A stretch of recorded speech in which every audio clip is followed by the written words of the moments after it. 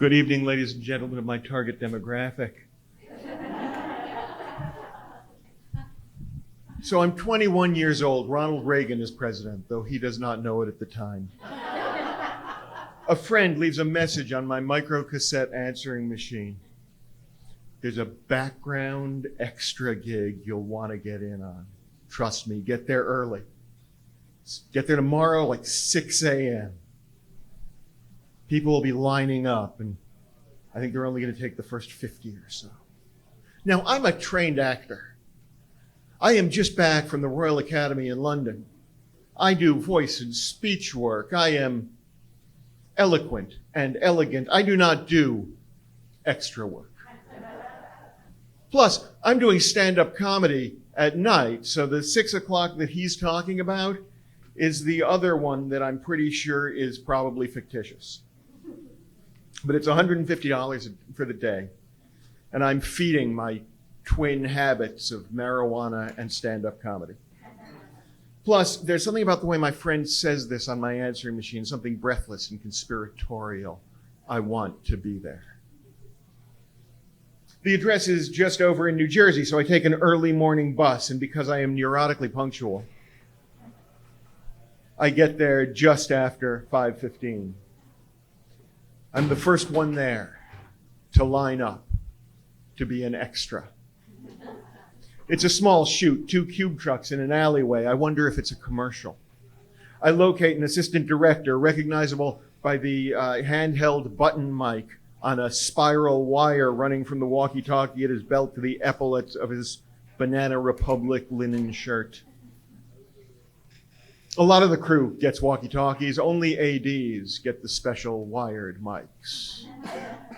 It's a status thing, and that I know this proves that I am film set savvy. I tell the AD that I was told to get here early to be online to be an extra. He tells me to wait by the door of the bar. That's what the address is. It's a bar in New Jersey on a street with people loading in filmmaking equipment through a door in an alleyway. I ask if they can use a hand. He tells me to go wait by the front door of the bar. I explain that I've been a PA on a lot of films in New York. I did the Cagney and Lacey New York location shoots. And he tells me to go wait by the door in front of the bar. So I go to wait by the door in front of the bar. I crouch in the damp dawn and smoke half a joint. I tuck the rest away for later. An Airedale wanders down the street alone. It pees on the corner of the building. I say, "Hello, Airedale." The Airedale takes this to mean, "I love you and would like to scratch your ears." The Airedale is, in fact, correct. I scratch it about the ears. It kisses my face. A tag on its collar tells me its name is Lola. I fold my legs and sit on the cool sidewalk with my back to the wall beside the door to the bar. The Airedale, far too large to be a lapdog, sits in my lap. She looks outward, front paws on the sidewalk in front of us. I continue to scratch her. I confess to Lola that I am not certain why I'm here. I don't know what the shoot is. I tell Lola that I didn't want to come off as a rube asking the AD what the job is for which I had taken the bus out to New Jersey at 5 a.m. I tell Lola that I'm hoping it's not porn. I'm aware that some people would be excited to get involved in a porn shoot. I am not one of those people. I've never had much interest in pornography, so I'm not even certain that there are extras in porn.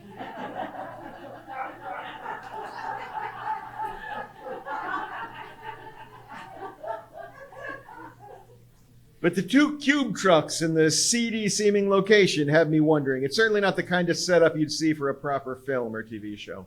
Lola shows very little interest in my rambling monologue. After a while, she pushes back with her front paws, shifting all of her weight into my lap. She curls across the nest of my thighs, my shins, my crossed ankles. She gets comfortable. I become quite uncomfortable. Still, I like having the company. A few more people show up around 10 to 6. I inform them that if they're here to be extras, the line starts to my right. One of them, worried, asks if we're supposed to have brought pets with us.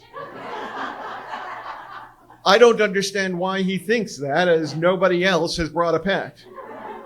I'm high enough that it doesn't occur to me that people might assume the huge dog curled up in my lap might be mine. I'm 21. I'm not all that self-aware. I'm tall and my beard grows in thickly enough that if I shave too early in the day, I look downright scruffy by evening.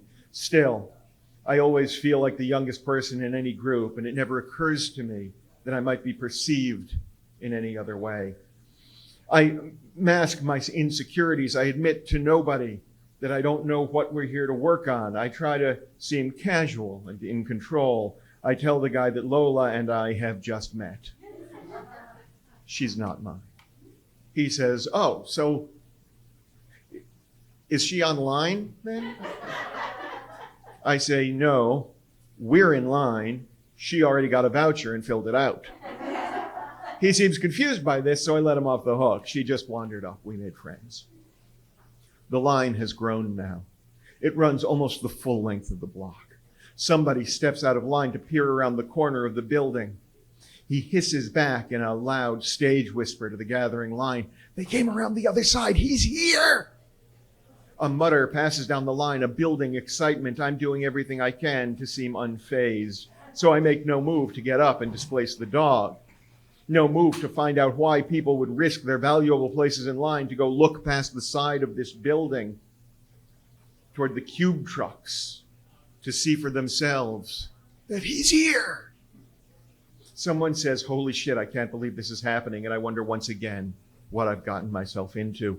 When the AD comes around to the street from the alleyway, I recognize the man he's with as the director, John Sayles.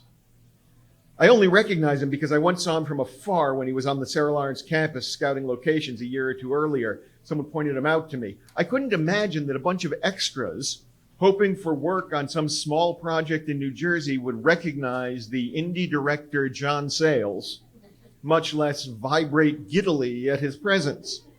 The AD and Mr. Sayles walk along the line looking at people, muttering, chuckling. I apologize to Lola and try to stand up.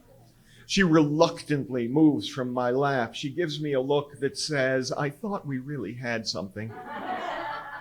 And she trots back up the street from whence she came. The AD says, hey, extra, your dog's getting away. I say, she's not my dog. Her name is Lola.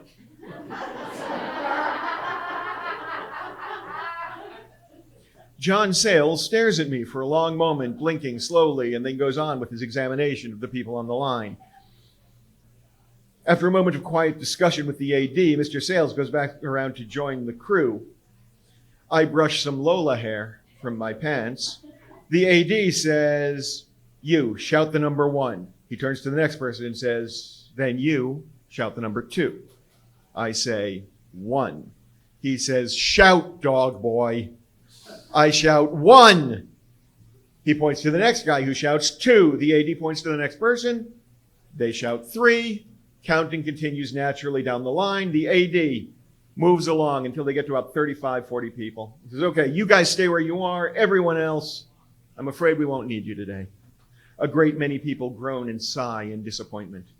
They move off into the early morning streets in pairs and small clusters seeking an IHOP or a Denny's or a bus back to Manhattan. The 40 of us or so move inside. One guy unhesitantly moves behind the bar, taking up the role of the bartender without being told to do so. I admire his confidence. I wait to be told where to stand. The AD confers with John Sayles and then places us. You two go to the pool table and play around, but stay on this side of the table so the camera gets you. You stand at the end of the bar. You sit on the bar stool. Once we're all in position, he goes back and talks to the director a bit. A camera points at us. The AD adjusts some positions. He picks up a bullhorn and his voice comes through harsh and distorted. He says, okay, we're going to run playback. We want to get a bunch of you guys listening, enjoying the music before we bring them in, okay? An excited buzz runs through the room. I remain utterly nonchalant. The director shouts, roll film. Someone shouts, rolling. The director shouts, nice and relaxed, guys, focus up here at the stage. We do as he says, and he shouts, and playback. I hear the first chords of Springsteen's Glory Days. People begin to move to the music a bit, staring up at the stage where nobody performs. I turn to the woman nearest me and say, are we doing a Springsteen video? She laughs and says, what did you think we were here for? Abruptly, I am having the best day of my life. I let the music move through me. I dance a little. I focus on the empty stage. Sales shouts, cut! And the AD repeats it through the bullhorn to be heard over the music. The song shuts off. Sales talks quietly to the AD. The AD comes over with the bullhorn. He says, nice interaction, you two, to me and the woman who has just informed me that I am filming a Springsteen video. He tells the people at the bar not to clump up at the center. Don't worry, if you can see the lens, you're in frame. Don't look at the lens! We do it again and again. Then the feeling in the room changes. Bruce Springsteen and the E Street Band come in from the back. Bruce hangs his guitar around his neck. Little Stephen has a mandolin. Clarence Clements, the big man, walks in, taking up an impossible amount of space with the pure energy of his smile. The camera turns to face the stage. The song plays over and over again as the actual E Street Band, with Bruce at the front, lip sync their hearts out to their own music. Little Stephen mugs and overacts when he joins Bruce for the harmony moments at the shared mic. After a few hours of this, the camera having moved several times to catch the fake performance from many angles, Sales talks to the AD for a moment. And the AD says into his bullhorn, okay, stand by for a bit. We're going to try a different setup. This wasn't on the shot list, so it may take a minute to get it right. Bruce steps to the edge of the stage, talks briefly with the director. Sales nods. Bruce lifts his guitar over his head to get clear of the shoulder strap. He hands the instrument to the AD. He goes backstage to the mysterious world from which he and the band have emerged. The AD holds Bruce Springsteen's guitar in one hand. He holds the bullhorn in the other. He says, we're going to need a stand-in for a minute. Can we get, you know what? I don't know anybody's names. Dog Boy. Number one from this morning. Get over here. I move through the crowd, unoffended by the nickname, feigning casual film set savvy. He hands me the guitar. He says, put it on, stand behind the mic. And there's something in his pronunciation of the hard K that tells me he spells it like a boy's name, not like a shortening of microphone. I've already been doing stand-up comedy for a couple of years, so without thinking, I moved to adjust the height of the microphone. I'm taller than Bruce Springsteen. The AD does not use the bullhorn. He says softly but very sharply to me, don't move the mic, bend your legs. I bend my legs until I am the right height for the microphone. The repositioning of the camera requires some shifting around of lights. I keep my legs bent. They need me to be the right height to get the shot lined up, to get the lights properly focused. The camera and the tripod go onto a dolly. The dolly goes onto a track. They move it from left to right, aiming the lens at the band, at me. They want to try a test run of the newly added dolly shot. I hear them making the decision, calling for quiet on the set, announcing that we're doing a rehearsal. Bruce has not returned. I'm in for rehearsal. The AD calls for playback through the bullhorn, and as the music plays, I keep my knees bent awkwardly. But I am Bruce Springsteen. I've been watching and listening all day. I know the chords. I play them on the guitar and hope no one is offended by that. It's not plugged in. Nobody can hear it over the music. I learned recently from musicians this is a power move. Behind me and to my left, Patti Scialfa sings her part of the song and taps at a tambourine. I glance at her. She grins at me. I grin at her. We have a connection. I can feel it. She's beautiful. She's in the E Street Band, and we make grinning eye contact on the stage. Maybe she enjoys watching the joy of this young man pretending to be his own hero. Maybe she likes that I know the chords. Maybe she is just acting, rehearsing, behaving as though I am Bruce and we are performing together. I am 21, and my blood is 12% plasma and 74% testosterone and 14% THC. I can smell her from where I stand, and the pheromones lie to me. I do not know that Patty and Bruce have their own thing going on, a sexual tension that will eventually turn into an enduring marriage. She's smiling at me, and I'm on stage with the E Street Band. I have Bruce Springsteen's guitar in my hands, over my shoulders. I can feel its weight. I know the chords, and I cannot imagine anybody not falling in love with me. They call for the music to stop and do some more adjustments to the dolly track. I'm comfortable now. I turn to Patty and say, "How cool am I right now?" She says, "You're the boss, baby." And then after the briefest pause, "It is baby, isn't it?" She winks at me and, oh, I'm on fire. Bruce emerges from backstage. He smiles at me as I clear the guitar strap and put the instrument back in his hands. I am aware in that brief moment of friendly handoff eye contact that he has the smoothest shave of any man I have ever seen in my life.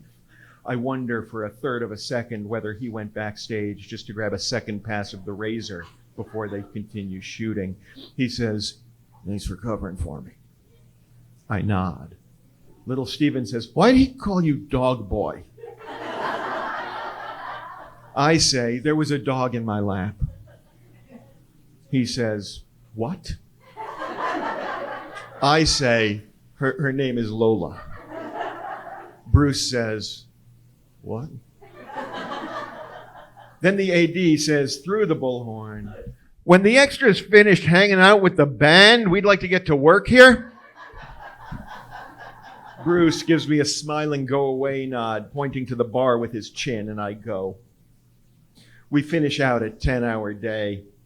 As we hand in our vouchers, the AD calls me over to talk to him quietly and give me a small pay bump from atmospheric performer to stand-in. I went to the Royal Academy. The band hangs around on stage. I glance over at Patty to thank her for making me feel welcome. Maybe to see if I can get her number. But she's steadfastly not looking at me, focused on her tambourine as if she's tuning it. I feel betrayed. I thought we really had something.